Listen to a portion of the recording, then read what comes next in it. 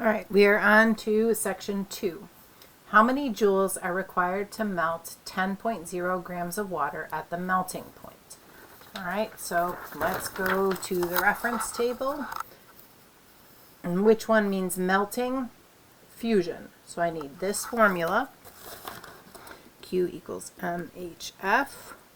So Q equals mass, 10.0 grams.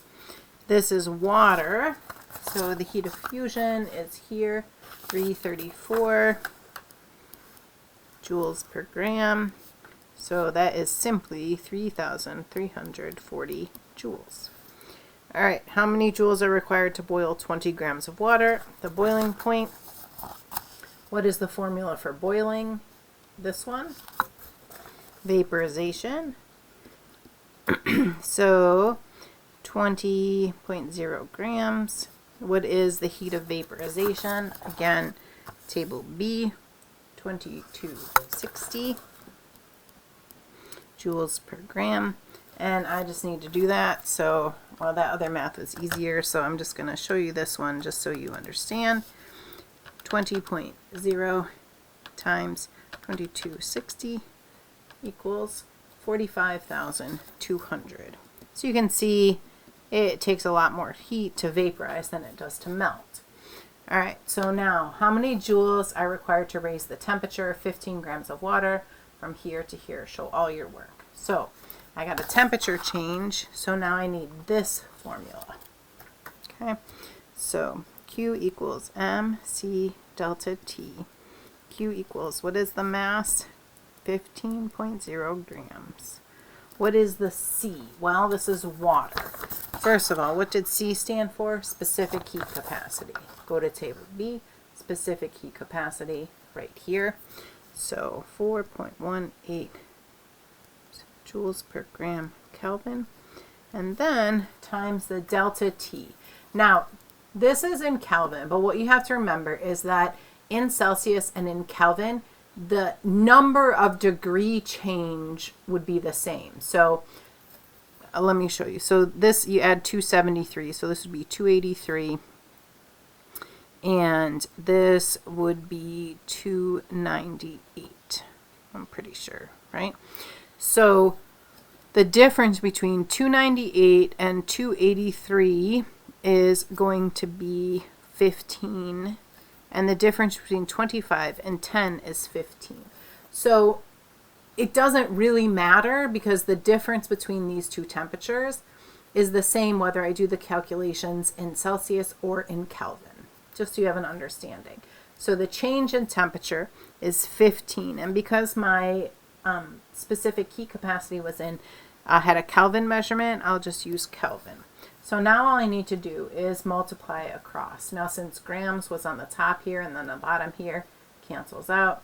Kelvin was on the bottom, so I'm left with joules. So all I need to do in my calculator now is take 15.0 times 4.18 times 15.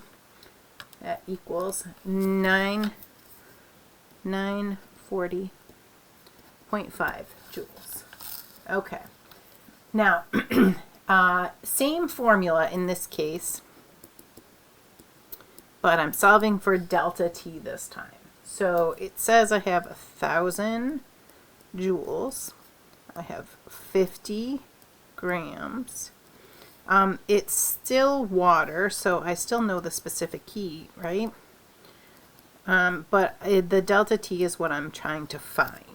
Okay, so first I'm going to multiply these two numbers together. So I take 50.0 times 4.18 equals, I have 209. So 1,000 joules equals 209 times delta T. So to get delta T by itself, I'm going to divide both sides by 209. So that means 1,000 divided by 209 equals, so delta T is what? 4.78. Yeah, three significant figures. 4.78 Kelvin, degrees Celsius. Doesn't really matter. Change in temperature. Okay?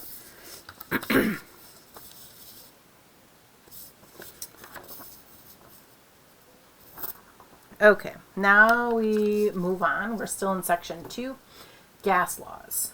Okay, so I need to do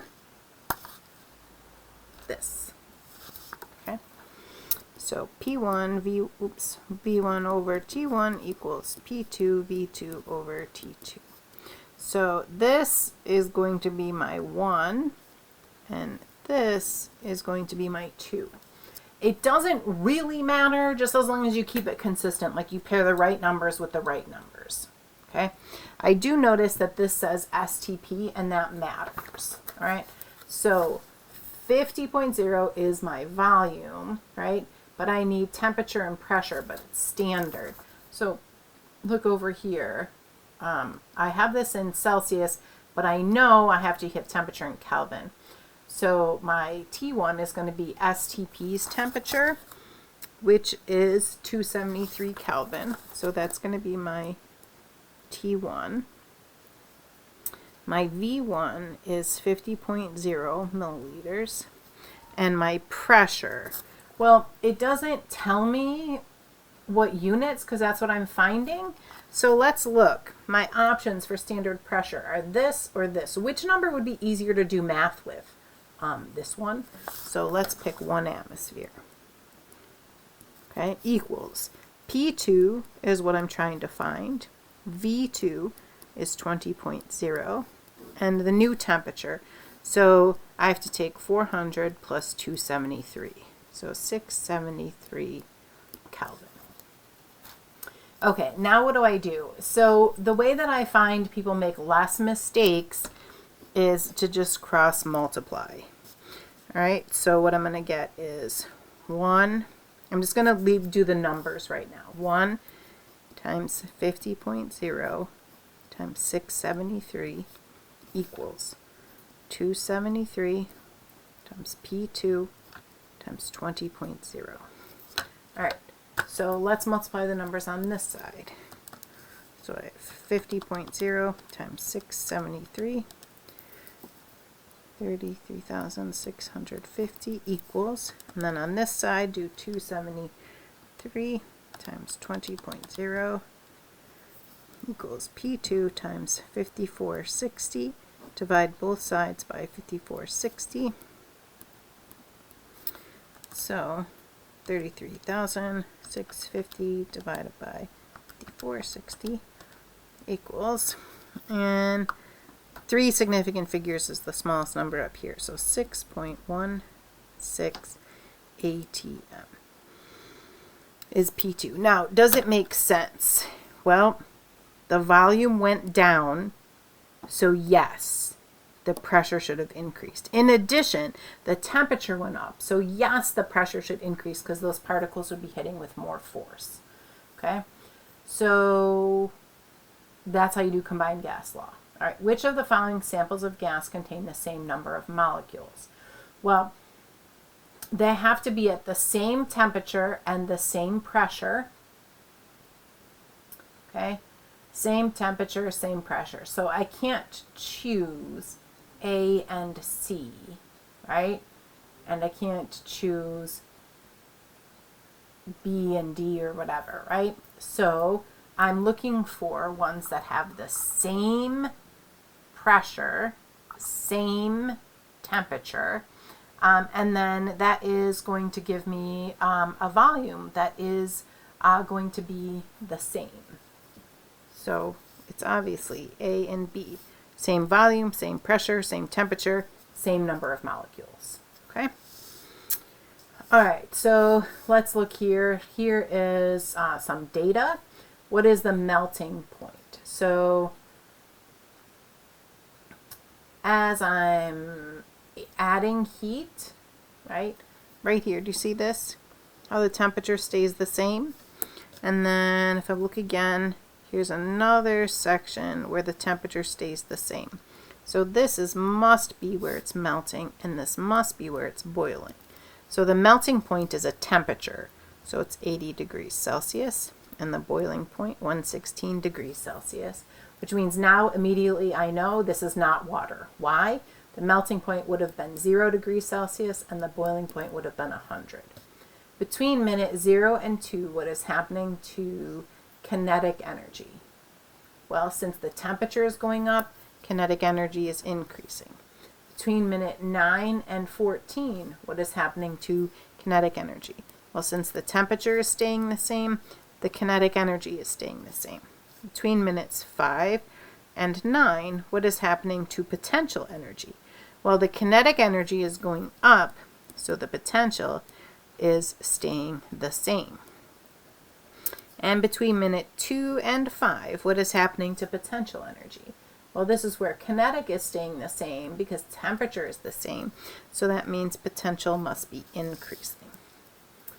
Phase changes and dissolving are physical changes. Which of the following changes is physical?